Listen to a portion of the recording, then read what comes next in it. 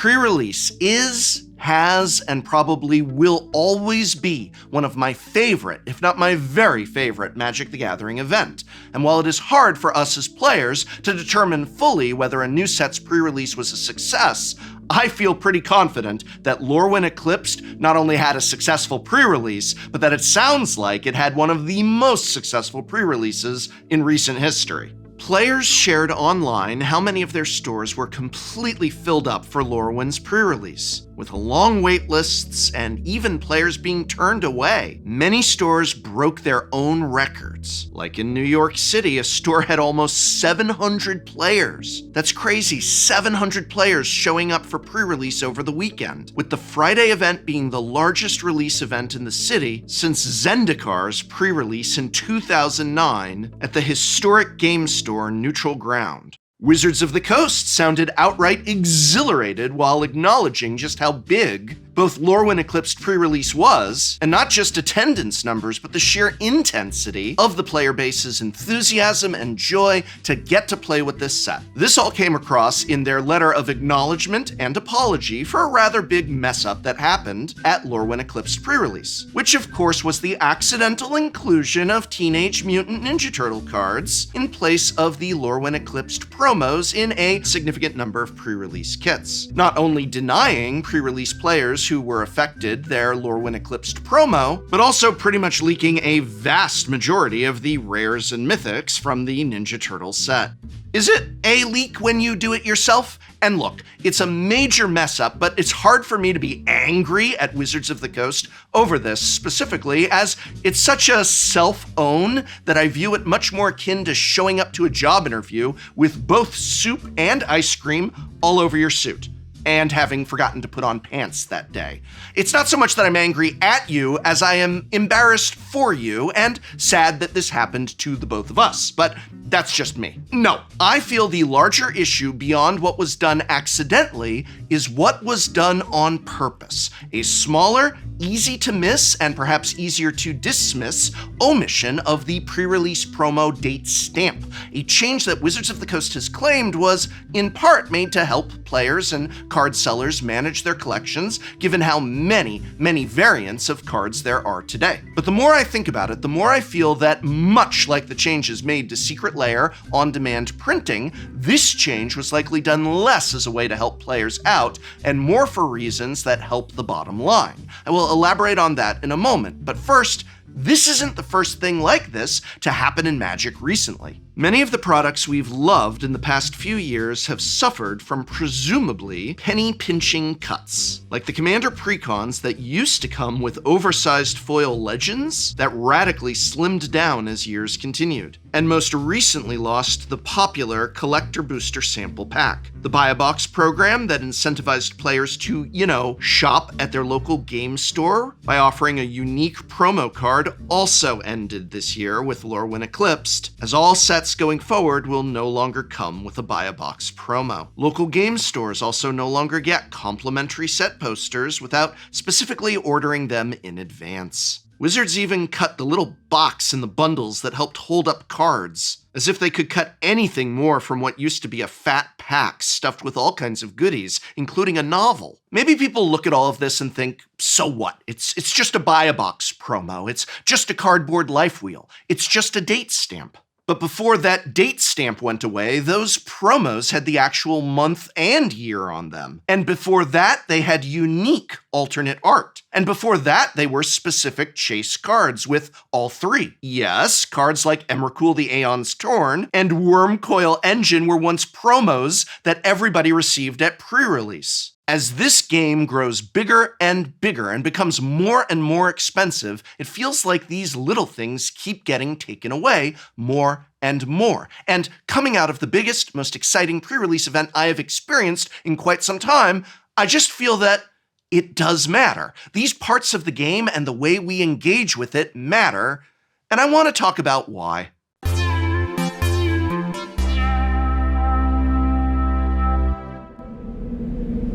Blah blah blah blah blah blah blah blah blah blah blah blah blah blah blah blah blah.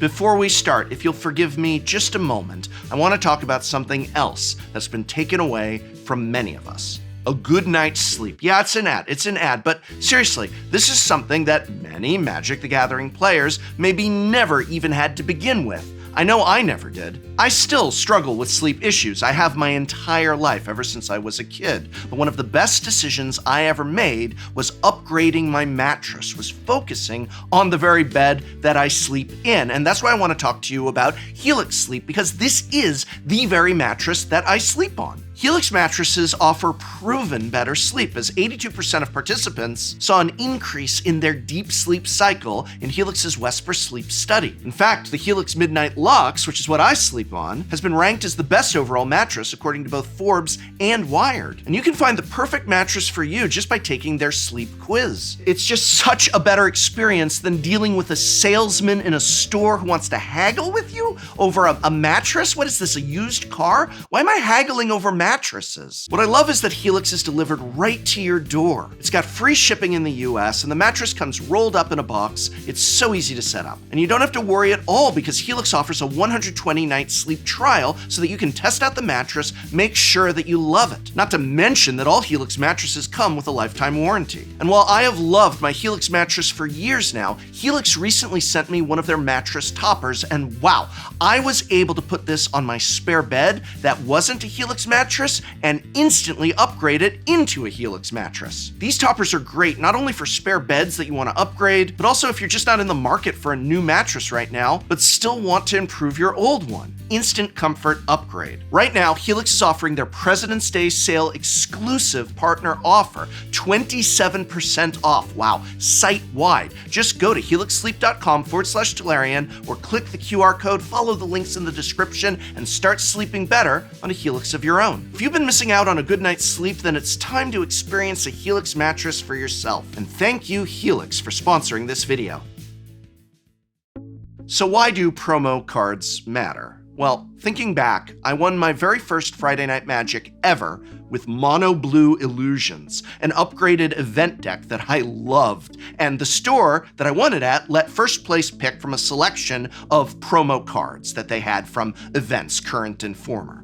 I picked a Phyrexian Metamorph, a card I still have to this day and cherish. Its awesome alternate art and stamped date bring me back to that unlikely win with phantasmal bears and dragons, made all the bit better thanks to my hard-to-get playset of Lord of the Unreal. And I got those Lord of the Unreals signed by the artist, Jason Chan, at my very first major Magic event later that year, Worlds, where everyone got an alternate art and gold star stamp to Johnny for playing inside events.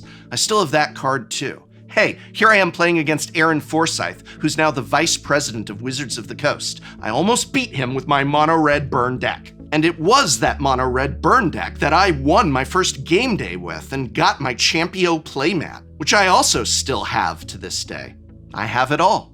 Magic the Gathering is not a disposable game. There is a history to it, not just a history of set releases and competitive events, but a shared history of the people who play this game and the experiences that we all have together. I can take out that Phyrexian Metamorph from my very first Friday Night Magic win, that Lord of the Unreal that I got signed by Jason Chan, the game day mat that I won with Mono Red Burn, or the game day mat that my wife won when she was 6 months pregnant with our son.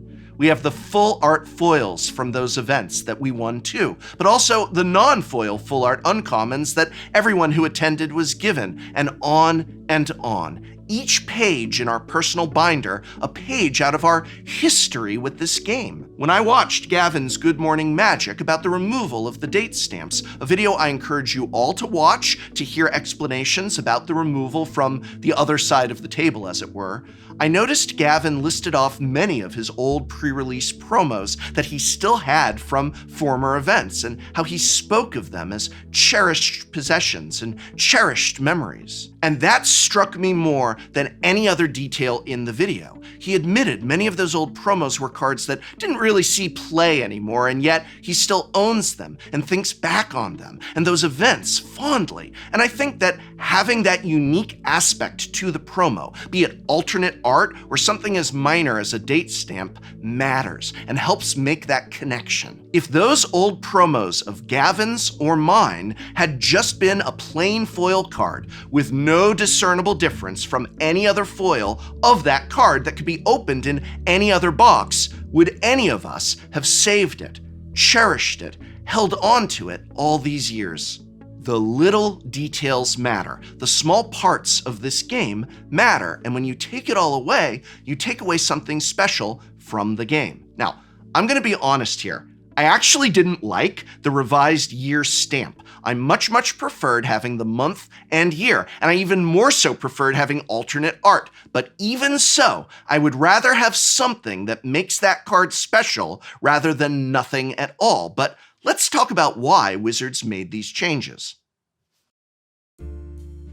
The reasoning behind removing the alternate art is that they wanted promos people could play with in their pre-release decks, and thus they needed the promo to shift from a fixed rare or mythic to any rare or mythic from the set. This makes a lot of sense. And the reasoning from removing the month is that behind the scenes, set releases often need to be adjusted, moved back or forward, weeks or even a full month. And thus, having the month stamped on the promo makes this very difficult. Now that last part I find, I don't want to say questionable, but I would ask a polite follow-up. Don't you publish the release schedule like a full year in advance? Marvel Superheroes is in June, and we've known this since 2025. Star Trek, the last set of 2026, is in November of 2026, and again, we've known this since last year. Are Star Trek pre-release kits already printed?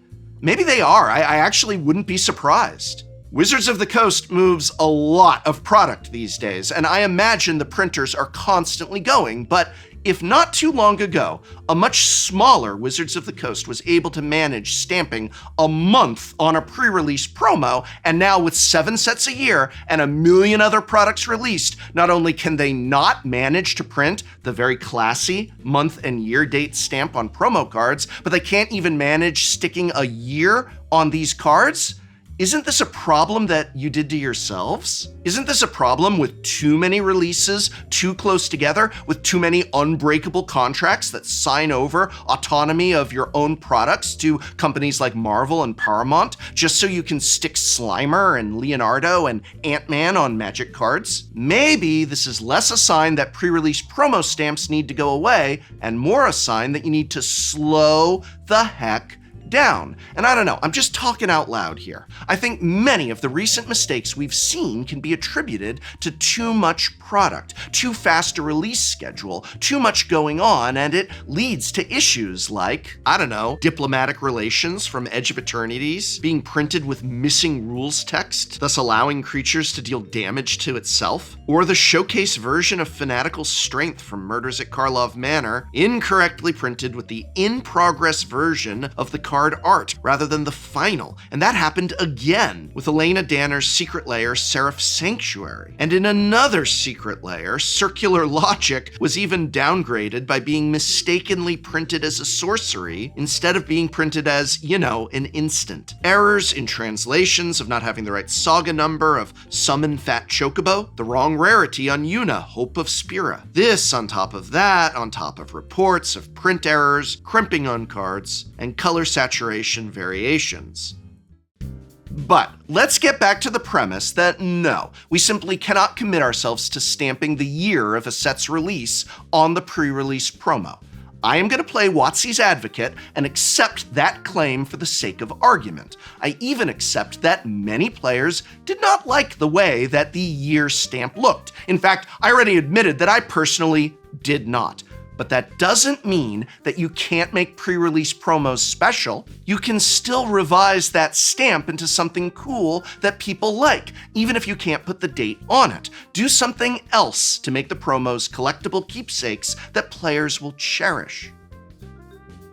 Can't do unique art because you need the ability to include every rare and mythic? Fine, how about a unique frame? Or maybe give an emblem that can only be found on pre-release promos. Maybe give them a special foiling found nowhere else, not even in expensive secret layers. I just cannot accept that in this era of secret layers, Wizards of the Coast is unable to think up ways to make pre-release promos look special, look unique, look memorable. And then finally, there is the claim that this change was made in part because the promo stamps were hard on retailers and collectors. And I don't know, I feel that that is another case of, you did that to yourselves, WotC. In an era where you release so many versions of cards via showcase frames, special guests, secret layers, or just weird choices like the time you made 100 nearly identical variants of the same Teferi. Yeah, what the heck were they doing with that? Please don't do that one again. If the issue is too many versions to deal with in collections and collations, maybe examine how many versions of cards you are releasing these days and ease up on the gas somewhere else. So again, why does this matter?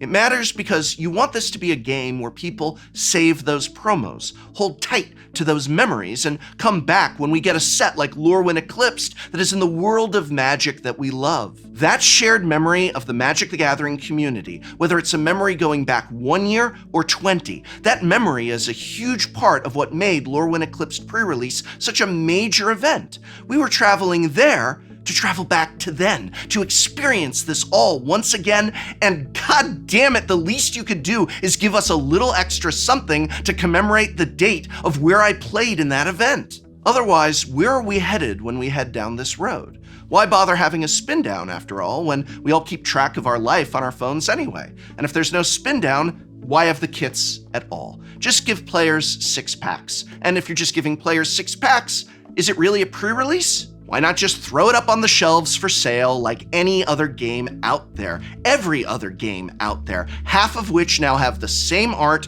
and the same characters as on our Avatar and Marvel cards anyway, and just call the transaction a day. I want pre-release to be special. I want Friday Night Magic to be special. I want Magic the Gathering to be magic again, and I don't want the only place to get special frames of special cards locked behind $50 paywalls of secret layers and collector booster packs.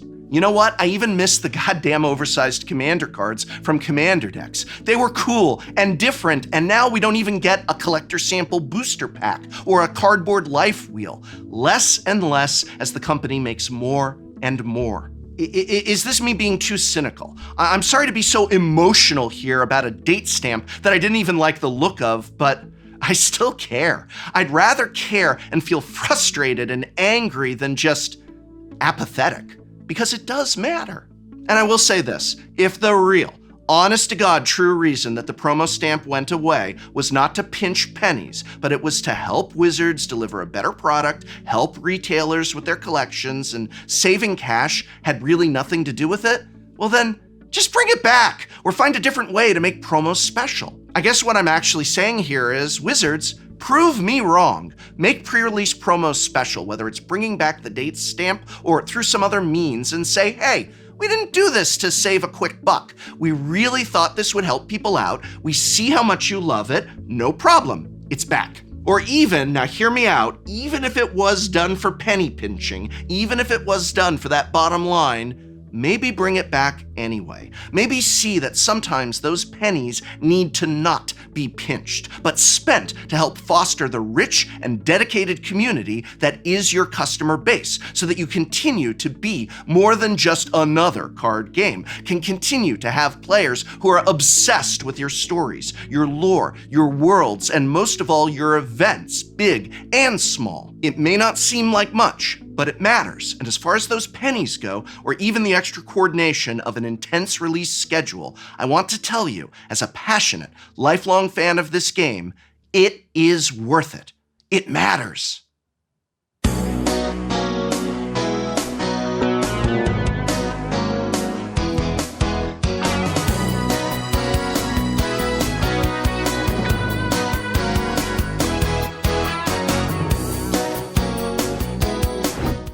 Next time on Shuffle Up and Play. What's up? It's Shuffle Up and Play with fans. We are playing with fan decks. Also, we're playing with a very special guest. I'm Mark Rosewater. I'm the head designer for Magic the Gathering. 30 years, and you have not killed it yet. I keep trying every year. I know you do. This goal of destroying Magic, Mark, you're not delivering, so. And the angel's gonna hit. Down to 6. Down to 6. Hey! Blood for the blood god. Uh-oh. So the cynical loner is coming at Mark. I will take 3 cynicism.